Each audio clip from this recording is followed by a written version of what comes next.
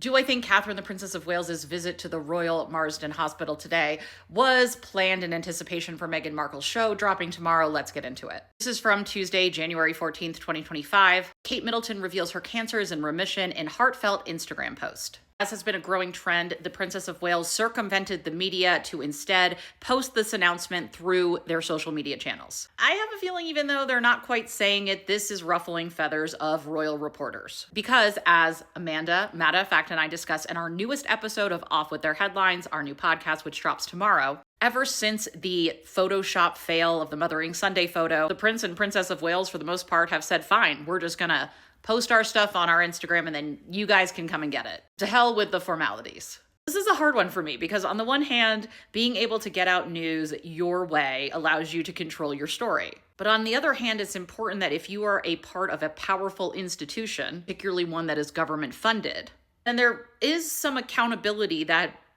is supposed to be played out in part by the media to maintain a check and balance on power, which already with the royal family, this is totally out of whack. Remember what Anna Pasternak said when I interviewed her about that Faustian bargain that the British media has with the British royal family. And then in a blink and you'll miss it moment, it says in the caption that it is a relief to now be in remission. I am so happy to hear that Catherine is doing better. But this has been the most needlessly confusing medical diagnosis rollout that I can think of in recent memory. I mean, Sky News was forced by Kensington Palace just a few months ago in a segment by Rhiannon Mills to cut a part where she mentioned that Kate had precancerous cells. It completely wiped the segment. It's no longer anywhere to be found online. Typically, you make an error and you go on air and say, during a broadcast last night, we misspoke and said that the Princess of Wales had precancerous cells. In fact, it was. But also, if this is the remission statement, then what was the video from this summer? And I know people will still scream at me, but I can't say this enough. This is not about forcing Catherine to reveal more than she's comfortable with, nor is it about digging into her personal information. It's not really about the diagnosis at all. It's about the way that Kensington Palace has rolled this out with direction from the Prince and Princess of Wales. They are the principals here. And the way the media has reacted to it. And instead of actually reporting and saying, hey, there's something weird going on here and the public deserves clarification, they've acted as extended PR for the British royal family. That's the problem. I am someone who, if there is a logical explanation for something, I will not go down the conspiracy route. I don't think it was sophisticated AI or that Kate was using a body double. I think it's just really, really, really bad crisis PR. So I decided to then take a look to see at how this was being covered by members of the Royal Rota. This is from the Daily Mail by the Royal Rota domestic captain. As Kate announces she is in remission from cancer, Rebecca English reveals how the Princess of Wales is masterminding her return to work after going through hell and back and is determined to put her family first. Since the Royal Rota clearly wasn't briefed beforehand, this is how Becky spins the story to show that she has the inside scoop. She reveals that today's visit was the next stage in a carefully calibrated plan to manage her recovery and measured return to official duties. They do not want you to think that any of this is Kate returning to public duty. They go out of their way every single time to remind you of that. But also LOL at the idea that any of this has been calibrated. It's been a hot mess. And one that is being decided by Catherine herself rather than palace courtiers at every stage. Now that's an interesting line. Because does that mean that before this, everything was being decided by the palace courtiers? And if palace courtiers have been in charge before this, why did they allow a tweet to go out from Kensington Palace where Catherine took the blame for the editing disaster on the Mothering Sunday photo? A picture which we now know from this very author in a piece about it was not received early by the British media. Typically, when there's going to be big announcements and photos are going to go along with it, there is an embargoed press release that is sent out to certain members of the media. Mothering Sunday photo happened so late that did not get out early to the media.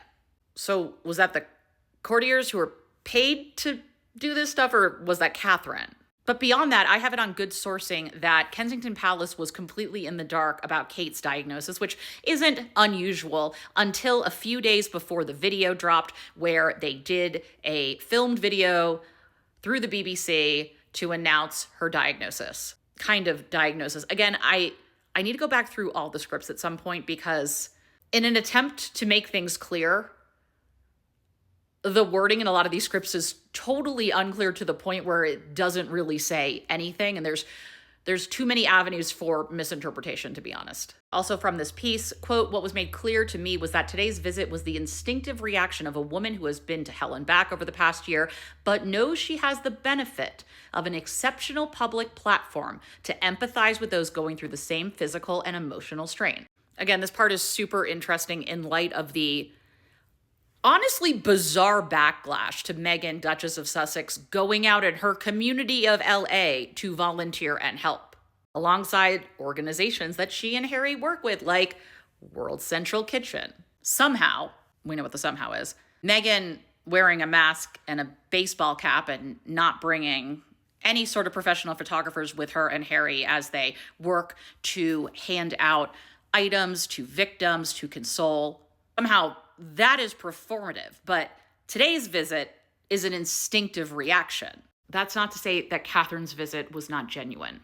It's again the double standard in reporting that still exists that should make everyone really freaking angry, because it's not journalism.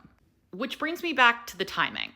This visit, which doesn't appear to have any significance in terms of the date, happened the day before Meghan Markle's Netflix show was supposed to air. On the one hand, Meghan and Kate do not exist to one-up or thwart each other, despite what the media might put forward. On the other hand, articles like this one from The Express continue to roll out, where the huge milestone that Kate was set to celebrate was her 43rd birthday. I'm not saying that's not a big deal. It's not typically one of those that you can get custom cards for, though. And this was after her day of birth seemingly being overshadowed by Prince Harry and Meghan. They run stories like these all the time. We also can't forget that there is what is now pretty clear to be an oppo dump the day before Harry and Meghan's Oprah interview was set to drop. That's when we learned of alleged bullying claims against Meghan, the Duchess of Sussex. While bullying claims are, of course, incredibly serious, the fact that this happened the day before an interview, perhaps there were fears that Meghan could look sympathetic, but that would require some people to see her as a human being. It's important to note that since then we have seen nothing about this. We have seen no follow-up. We've seen no report from the palace. Pretty much what we know is Meghan likes to send emails early in the morning. And listen, from Omid Scobie's book Endgame, we know that she wasn't universally loved by everyone who worked for her, but who is? So in that regard, it's not too far-fetched to think that Kensington Palace considered the timing of this visit as coinciding with Meghan Markle's release of her TV show to, if not take some of the wind out of the sails of the Duchess of Sussex, to provide a comparison. Because in a truly baffling article in which a royal expert, LOL, said that Meghan and Harry could have carved out a special role, especially in the Commonwealth,